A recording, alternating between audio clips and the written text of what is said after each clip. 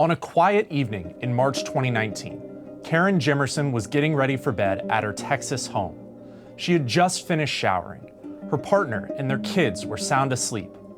All of a sudden, Karen heard something. I was headed out of the restroom into the last room to get some clothing. And I turned around and the police was coming down the hallway. And they pointed the gun straight at me.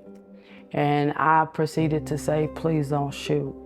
So he proceeded to say, well, get down. A Waxahachie, Texas SWAT team, led by Lieutenant Mike Lewis, had arrived to execute a search warrant at a suspected drug house. The only problem? They stormed the wrong place. Lewis had every reason to know that Karen's house was not his target.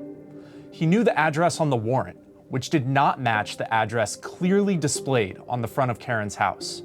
He knew the target house had a detached garage and a perimeter fence, while Karen's house had neither. And he knew the target house had stairs leading to the front door, while Karen's house had an impossible-to-miss wheelchair ramp.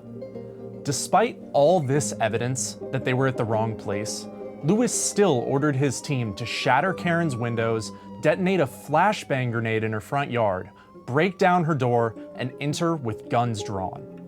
I was in a state of mind of what was going on, what is going on. I'm not a criminal or anything, and I'm thinking, well, this can't be real. So I was in a state of shock. Eventually, one of the officers yelled, "Wrong house." The SWAT team left Karen's home in shambles and raided the correct house 2 doors down. I did say, how can you mistaken our house for someone else's house? And they stated that they had been watching our house for a period of time and they just mistaken it for someone else's house. Not only were Karen and her family left to fix the damage to their belongings, but they also had to deal with the trauma of the raid. Though the raid is gone, we're still dealing with it mentally. You know, it's just an ongoing feeling where, are we gonna be all right?